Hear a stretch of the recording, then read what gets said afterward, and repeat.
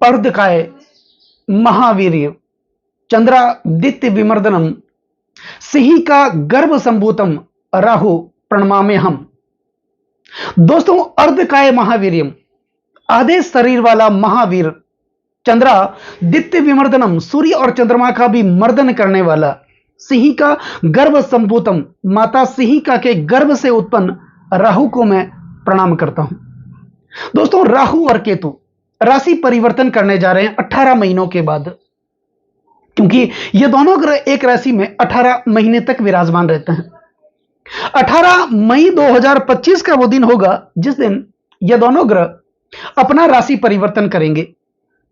तो इन दोनों ग्रहों के राशि परिवर्तन का प्रभाव अगले 18 महीने तक वृश्चिक राशि वाले जातकों के जीवन पर किस प्रकार देखने को मिलेगा, इस वीडियो के माध्यम से हम जानने वाले हैं और समझने वाले हैं। वीडियो के अंत में इन दोनों ग्रहों से संबंधित कुछ महत्वपूर्ण उपाय भी होंगे, जिनको करने से इन दोनों ग्रहों की कृपा को हम प्राप्त करने का प्रयास करेंगे। तो वीडियो पर अंत तक आप बने रहिएगा। दोस्तों, कौन है राहु और कौन है केतु? राहु और केतु, दोस्तों, कुछ विद्वान राहु को आध्यात्मिक अंधकार मानते हैं तो केतु को प्रकाश। हालांकि ये दोनों ग्रह चंद्रमा के उत्तरी व दक्षिणी ध्रुव हैं। हमारी पृथ्वी सूर्य के चक्कर लगाती है, सबको पता है। चंद्रमा हमारी पृथ्वी के चक्कर लगाता है। जहां ये दोनों ग्रह एक दूसरे को काटते हैं, उस कटान बिंदु के भाग को राहु और केतु कहा जाता है, जिसके उत्तरी संपात को केतु कहा जाता है और दक्षिणी संपात को राहु कहा जाता है। दोस्तों, हमारी धरती से लाखों करोड़ों किलोमीटर दूर छाया का एक प्रभाव है, इनका अलग से कोई अस्तित्व नहीं है। राहु धरती में छुपे रहस्यों में रुचि लेते हैं, क्योंकि राहु की रुचि इंद्रियों की तुष्टि में है। राहु सुख लोभी हैं। राहु भौतिक सुख देते हैं, वही केतु आध्यात्मिक सुख देते हैं। और ये दोनों ग्रह हमेशा वक्र चलते हैं, उल्टी चाल चलते हैं। इनका नाम सुनते ही लोगों के होश उड़ जाते हैं, और यह सत्य भी है, क्योंकि इस दुनिया में गृहस्थ जीवन जीने वाले लोगों का जो तबका है वो बहुत बड़ा है। और उस गृहस्थ जीवन पर यदि राहु और केतु जैसे ग्रहों की छाया पड़ जाए तो फिर क्या होगा? मुश्किलें, चिंताएं, पीड़ाएं, बाधाएं, समस्याएं। क्योंकि राहु भौतिक सुख देते हैं, वही केतु आध्यात्मिक सुख देते हैं। केतु हमारे सुखों को हरने वाले माने जाते हैं, संसार के आकर्षण को खत्म करने वाले माने जाते हैं, और हमारे जीवन में एक पलायनवादी सोच को उत्पन्न करने वाले ग्रह माने जाते हैं। इनके बारे में अक्सर कहा जाता है कि ये दोनों ग्रह हमेशा समसप्तक रहते हैं। राहु अगर हमारे घर का मेन दरवाजा है तो केतु पीछे का दरवाजा। राहु आगमन है तो केतु प्रस्थान है। राहु ऊर्जा कर्म है तो केतु एक भौर में क्रियाहीन सा रहने वाला ग्रह। और वास्तव में कर्म और क्रिया को समाप्त कर इस दुनिया से दूर ले जाने वाले अगर कोई ग्रह है तो वो केतु है। दोस्तों, राहु घर का मेन दरवाजा है। जब भी हम हमारे भवन निर्माण के लिए नींव की खुदाई प्रारंभ करते हैं तो सबसे पहले हम क्या देखते हैं? राहु मुख। क्योंकि जब खुदाई प्रारंभ करते हैं तो राहु के मुख पर कभी चोट नहीं लगनी चाहिए, ऐसा आपने सुना होगा। मुहूर्त में यही सब कुछ देखते हैं। और मकान के पूरा होने के बाद जब हम गृह प्रवेश करते हैं तो सबसे पहले राहु को देखा जाता है, क्योंकि जब हम प्रवेश करते हैं घर में तो उसके साथ साथ राहु का प्रवेश भी नहीं होना चाहिए। तो राहु को हमेशा पीछे रखा जाता है, क्योंकि राहु घर का मेन दरवाजा है तो केतु पीछे का दरवाजा। और यह सिद्धांत जब हम घर बनाते हैं उस समय देखा जाता है, मुहूर्त में देखा जाता है। तो ये दोनों ग्रह अपना राशि परिवर्तन करेंगे। वृश्चिक राशि वाले जातकों के लिए राहु चतुर्थ भाव में आएंगे। पंचम भाव से निकल करके चतुर्थ भाव में शनिदेव की राशि कुंभ राशि में 18 महीनों के लिए ये विराजमान होंगे। और केतु दसम भाव उपचय भाव में विराजमान होंगे। दोस्तों, वृश्चिक राशि के स्वामी बनते हैं मंगल, और यहां पर लग्नेश बनते हैं मंगल, और राहु आ रहे हैं शनिदेव की कुंभ राशि में। तो वृश्चिक राशि वाले जातकों के लिए शनिदेव की जो ढैया चल रही थी, 29 मार्च 2025 को शनिदेव ने जब राशि परिवर्तन किया था, इसके साथ ही कुंभ राशि से निकल करके वो मीन राशि में आए। इसके साथ ही वृश्चिक राशि वाले जातकों के लिए ढैया की समाप्ति हो गई। तो ऐसे में इन दोनों ग्रहों का राशि बदलना वृश्चिक राशि वाले जातकों के जीवन पर एक बहुत बड़ा शुभ प्रभाव लेकर के आने वाले हैं। तो इससे पहले राहु ये पंचम भाव में चल रहे थे 18 महीने तक। तो यहां पर पंचम भाव विद्या, बुद्धि और संतान का भाव माना जाता है, प्रणय संबंधों का भाव माना जाता है, अचानक से धन की प्राप्ति का भाव माना जाता है और संचित कर्म का भाव माना जाता है। तो प्रणय संबंधों का भाव इन 18 महीनों में जो प्रेम के बंधन में बंधे हुए थे उनके बीच क्या हो रहा था?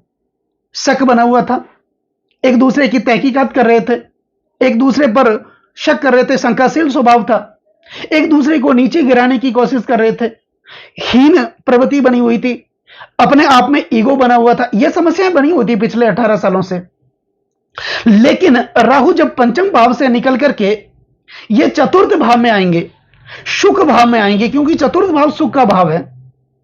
लग्ने वये च पाताले, ये पाताल लोक का भाव है, धरती के अंदर के रहस्यों का भाव है और राहु धरती में छुपे रहस्यों में हमेशा रुचि लेते हैं। तो राहु यहां पर चतुर्थ भाव में सुख तो देंगे, भौतिक सुख भी देंगे, वाहन का सुख देंगे, जमीन का सुख देंगे, मकान का सुख देंगे, लेकिन कुछ सावधानी रखने की भी जरूरत होगी, सावधान रहने की भी जरूरत होगी, क्योंकि राहु जब भी पाताल भाव में यानी कि चतुर्थ भाव में सुख भाव में आते हैं तो सुख देते हैं, धन देते हैं, वैभव देते हैं। लेकिन ऐसा व्यक्ति दूसरों की चकाचौंध को देखकर, दूसरों के भौतिक सुखों को देखकर, धन और वैभव को देख करके प्रभावित होकर के अनैतिक कार्यों के प्रति आकर्षित हो जाता है।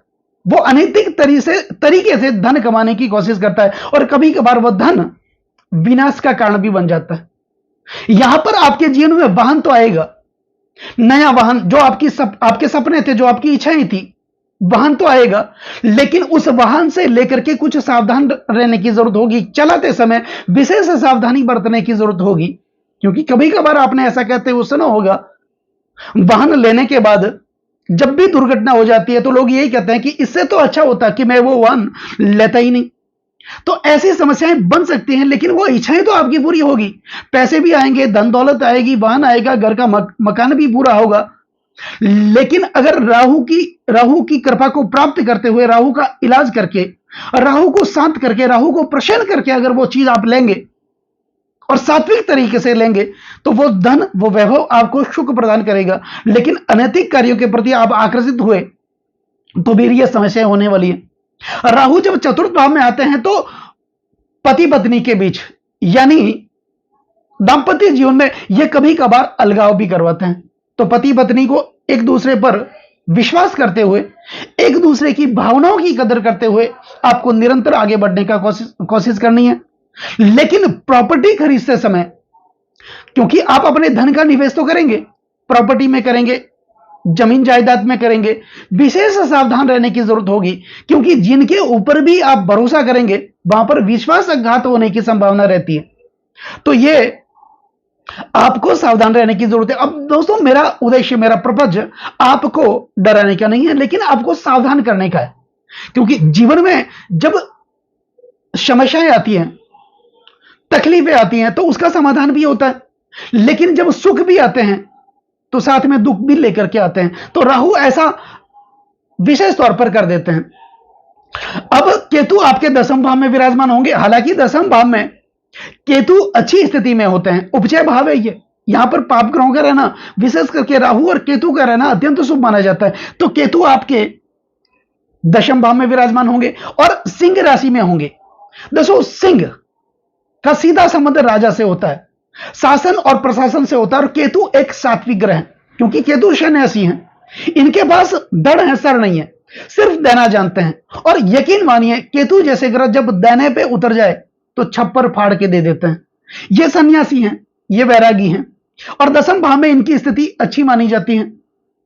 तो जैसा कि मैंने बताया, ये सिंह राशि में होंगे। सिंह का सीधा संबंध राजा और प्रशासन से होता है। केतु एक सात्विक ग्रह है, यानी कला में भी आध्यात्मिकता का रंग, भौतिकता में भी आध्यात्मिकता का रंग ऐसे में जातक के अंदर विकसित होता है।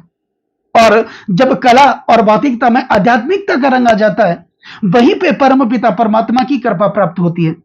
तो कुल मिलाकर के ऐसा कहा भी जा सकता है कि वृश्चिक राशि वाले जातकों के लिए राहु और केतु अगले 18 महीने मई के बाद यह राशि परिवर्तन करेंगे और 5 जून 2026 तक राहु रहेंगे आपके चतुर्थ भाव में और केतु रहेंगे आपके दसम भाव में। तो इनकी स्थिति बहुत अच्छी रहने वाली है आपके लिए।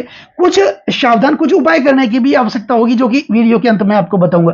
अब इन दोनों ग्रहों की दृष्टि कहां पर होगी दोस्तों? राहु आपके चतुर्थ भाव में होंगे और इनकी पंचम दृष्टि होगी आपके अष्टम भाव पर। तो अष्टम भाव प्राप्ति का होता है, अष्टम भाव परिवर्तन का होता है, ऑकल्ट साइंस का होता है, पराविज्ञान का होता है, रहस्यों का होता है, हमारे अंदर की समताओं का होता है। तो यहां पर हमारे अंदर के व्यक्तित्व को राहु बाहर लेकर के आ जाएंगे, हमारे अंदर की समताओं को, हमारे अंदर के गुणों को बाहर लेकर के ये आ जाएंगे और कुछ करने के लिए आपको उत्साहित, आपको प्रेरित करेंगे। क्योंकि राहु क्या है? राहु हमारे सपने हैं, राहु हमारी इच्छाएं हैं। और सपने वो नहीं होते हैं जो नींद में सोते हुए देखे जाते हैं, सपने तो वो होते हैं जो सोने नहीं देते हैं। ऐसी प्रबल इच्छा शक्ति जीवन में एक ही ग्रह दे सकते हैं, वो दे सकते हैं राहु। दृढ़ संकल्प देते हैं, इच्छा शक्ति देते हैं। साम दाम दंड भेद कुछ भी हो जाए, वो चीज मुझे प्राप्त करनी है तो करनी है, ऐसी प्रबल इच्छा शक्ति सिर्फ राहु देते हैं। और अगर हम चाहते हैं इस कलयुग में, इस भौतिक युग में, कि सभी सुख सुविधाओं के साधन हमारे पास उपलब्ध हों जो दूसरों के पास हैं, ऐसी हम कामना रखते हैं, तो सिर्फ ये कामनाएं राहु ही पूरी कर सकते हैं। तो राहु की पंचम दृष्टि होगी आपके अष्टम भाव पर, प्राप्ति के भाव पर, परिवर्तन के भाव पर। लेकिन यह भाव षड्यंत्रों का भाव भी माना जाता है, आपके खिलाफ कुछ षड्यंत्र भी हो सकते हैं और यह भाव दुर्घटनाओं का भी भाव माना जाता है। तो कुछ दुर्घटनाएं भी हो सकती हैं, लेकिन विशेष सावधानी रखते हुए अगर राहु का आप उपाय कर लेंगे तो फिर इसके अतिरिक्त राहु की कृपा आपके ऊपर प्राप्त होती रहेगी। अब राहु की सप्तम दृष्टि तो होगी आपके दसम भाव पर और नवम दृष्टि होगी आपके द्वादश भाव पर। द्वादश भाव विदेश का भाव माना जाता है, निवेश का भाव माना जाता है, लंबी दूरी का भाव माना जाता है। और राहु एकमात्र ऐसे ग्रह हैं जो विदेश प्रवास के कारक माने जाते हैं, जहां तक कि विदेश जाने के मार्ग को ये प्रसक्त करते हैं। तो अगर आप इंपोर्ट एक्सपोर्ट का काम करते हैं, विदेशी आवक आपके घर में होती है, तो राहु का राशि बदलना आपके लिए, वृश्चिक राशि वाले जातकों के लिए अत्यंत शुभ स्थिति में होगा। यहां पर आपने अपने धन का निवेश भी किया होगा, उस निवेश का फल देखने को मिलेगा, फंसे हुए पैसे भी वापस होंगे राहु का आप उपाय करेंगे तो।